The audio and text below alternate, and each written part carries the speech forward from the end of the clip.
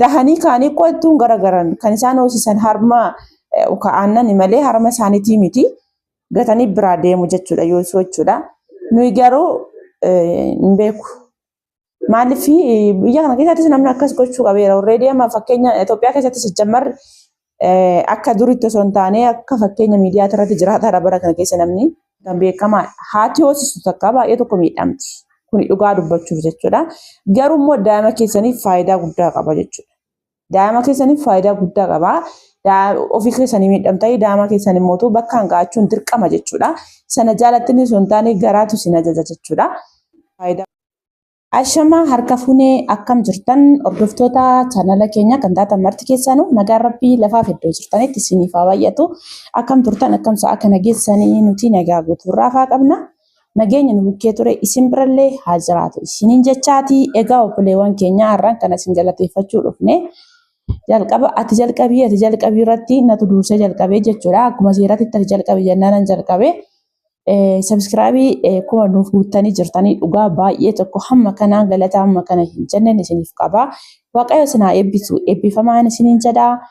Amma wanti nu hanqate sa'aatii qofaa. Sa'aatii immoo yoo waaqayyo jedhe guyyaa tokko guyyaa lama akkas wal faana liivii seenne jennaan nu guutaa akkuma isin jajjabeessitan isa saabdiin qaba. Kanaaf isin galateeffachuu dhufne sana boodamee Hacaaluun isin haa galateeffatuuti waan xiqqoo waanan badeef waan irraa isin dubbadhu jira jechuudha. Ashama harka fuudhaa kam jirtan fayyamtoo hordoftoota keenya kan taatan marti keessatti nagaan bukkee jiraatu simbiraallee jiraatu har'aan gara deemnee dhufnee jirraa mannee turre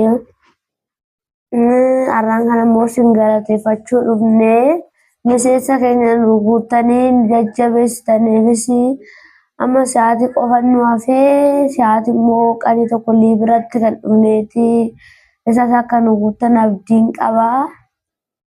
Kanaaf isas guyyaa tokko kan dhufneetu nu jajjabeessanii akkas nu jajjabeessan kun qabaa.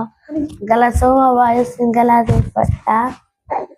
Egaa obboleewwan kiyyaa dhugaa dubbachuu fi lakkaa wanti hundumtiyyuu akkuma ilaaltan salphaa miti jechuudha. Maaliif jennaan kun ammoo akka argartan kana mucaan lafa naa taa'uu didee akkuma isin hin jedhe ijoollee baay'een akkas godhii akkana godhii waan akkasii godhii waan wanti jennaan hin jedhin hin jiru. Waan hunduma isaayyuu jirami daa'imni tokko hanqina waan akkasii osoo hin taane daa'imni jalqabuma ishee amala hin qabne hin jirti beektanii amala hin qabu. Maaliif jennaan dhugaa dubbachuu baay'ee tokko ulfaata. Gizee garaatti baanu ta'uu wayii garaatti baattanii waan barbaadan akka barbaadan taasiftanii jechuudha. Amma immoo dadhabdanii jechuudha. Kana garuu isinitti yaa akkatti dubbattan hin qabdanii bakka walumaa galatti sirriitti nama fixee beeka. Daa'imni amma ani beeku dhugaa dubbachuu maal jennaani beeku dhugaa baay'eetuma tokko si salphachiisa jechuudha irraa dubbachuuf jechuudha. Daa'ima ji'a lamaarra guute guyyaa 5 jechuudha. Tasaasii guyyaa 5 jechuudha. Muddee guyyaa 5 jedhama miti reefu ji'a lamaarra guutuu isaati. Garuu jechuudha dhugaa dubbachuu fi sirriitti fixee nama adda baasee yoo ana harka taa'e malee abbaatti sin naquu asitti yoo namni biraas narraa fuudhudha jedha ishin jedhu. Bakka walumaa galatti xiqqoo ishii ammuma adeemsa keessa naannoo ji'a 4 ji'a 5 ji'a jaaga hojii jijjiiramaa adeema waan ta'eef isaanuma afaan anis inuman callise jechuudha. Gizee tokko immoo gaafa daa'imni isinitti boossu sammuun keessanis biizii taa'aa wanti hunda isaayyuu hin dagattan jechuudha.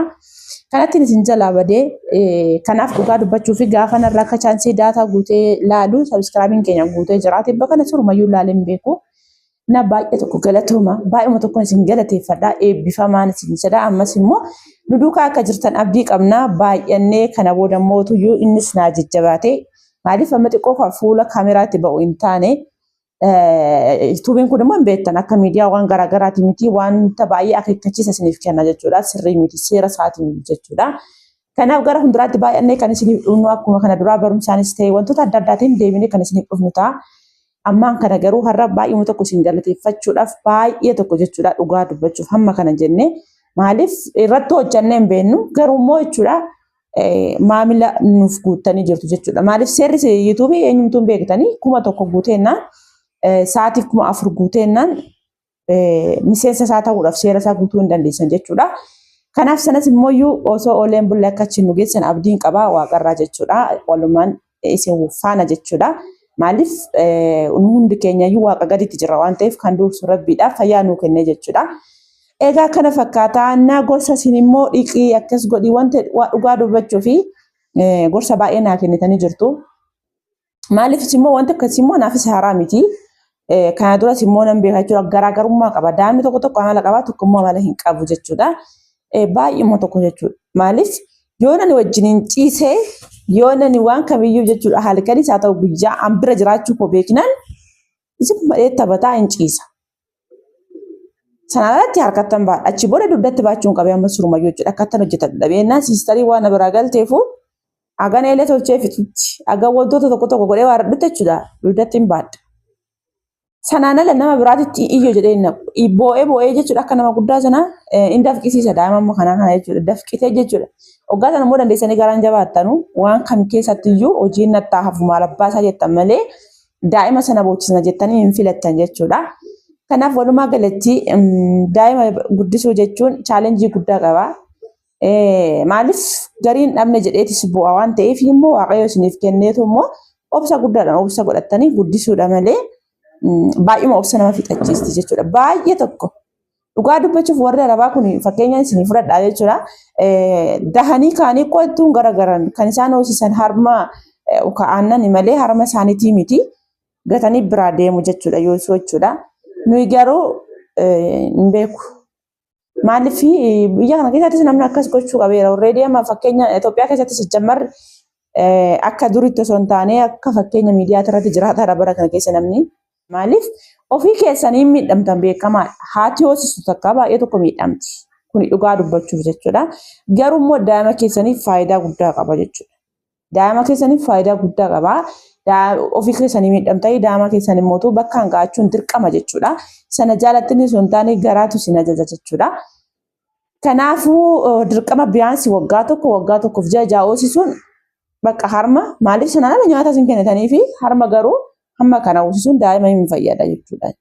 Ji'a ja'a booda harma qofa osoo hin taane amma hundaa'uun ji'a afuritti kennaaf jechaa jiru jechuudha. Ogeessi fayyaa gaafa isin gorsu ji'a afuritti kennaaf jechaa jiru. Ji'a afurittis illee baay'ee tokko ulfaata hin beeku. Ji'a afuritti sirriidha daa'imni amma ogaa nyaata ogguma nuti midhaan afaan godhannu iyyuu baay'ee tokko itti ogaanatti fakkaata. Baay'ee akka daa'ima maaliif hin beeku dhugaa maaliif yaani wayis immootu kittibaata isaan namaa kennan yookaas immootu viitaaminii jedhanii namatti kennan tokkotu daa'ima kanatti ariifachiisa ta'ee hin beeku. Baay'uma ariifatti daa'imni jechuudha. Baay'eetu. Egaa kana fakkaataa walumaa galatti amma kana gidduutti dirqama hoosisuun koo jechuudha. Isin jalaa hin baduun isiniin jedha. Nan deebi'ee dhufaa. Maaliif mijachuu baatus obsaan jechuudha. Obsaan achi gahuudhaaf obsaan yaaluun dirqamaan isiniin jedha obboleewwan kiyyaa. Kanaafuu immoo namoonni tooftaawwan adda addaa akkana godhii akkas godhii yoo akkas goote si wayyaa yoo akkana goote wayyaattan baay'een keessan dhugaa jechuudha. Galatuma dhumatti jechuudha. Maaliif gariin immoo warri ani guddisneyyuu akkas warri jettanis baay'een keessan jirtanii. Ani maaliif jennaani Hacaalullee waggaa 2 fi ji'a 6 hoosise. Waggaa 2 fi ji'a 6 guutuu hoosiseera. Harmee sun harmi haadha sun amma akka isa fayyaduun anatu arge jechuudha. Maaliif baay'ee tokko fayyada daa'ima jechuudha. Garuu aannan suuqidhaa bitamu kun daa'ima maal godha seeta nama ciina garaafaa gizeetti godha akka malee jechuudha. Bakka walumaa galatti hin beekani. Anan arga namoota baay'ee nama keetti warra fayyadaman. Inni faayidaa isaa irra miidhaa isaa baay'ata. Doktoroonnis isuma isin gorsu. Yoo dhabdan rakkattanidha malee harmaadha kan ga'u hin jiru isiniin jedha. Bakka sirriitti isin gorsu jechuudha. Kanaaf kana fakkaata. Sana warri hin argine gaa argaa inni isiniin jedha. Warri argitan immoo hin beektanii faayidaa isaas miidhaa isaas hammam akka garaagarummaa qabus fixanii beektan jedheen abdii qaba. Egaa kana fakkaata obboleewwan keenya hin baduu nan dhufaa na eegaa. Ijoolleen baay'een immoo baay'ee garmalees miti ijoollee 2 moo 3 waan ta'ee yuutuubii nu baninaan jettanii turtanii isiniif hin banaan rakkoo tokko hin qabu. Garuu amanamummaadhaan hoggaa isiniif banamee irratti hojjechuudha. Isin keessan fedhii yookaas immoo kaka'umsa qabaadhaa irratti hojjechuuf jechuudha. Ijoolleen tokko yuutuubni abdii nama kutachiisa. Daftanii kan abdii kutatanii duubatti deebitantu jira. Abdiin kutatina. Yoo dadhabdanii toonii dhuma isaa geessanii waan tokko facaastanii gochuudhaaf firii isaa argachuuf dirqama itti dadhabuun. Dadhabbii sana yoo dabartanii dhugumaan isiniin jedhatti milkooftanii faayidaa sitti argattu jechuudha.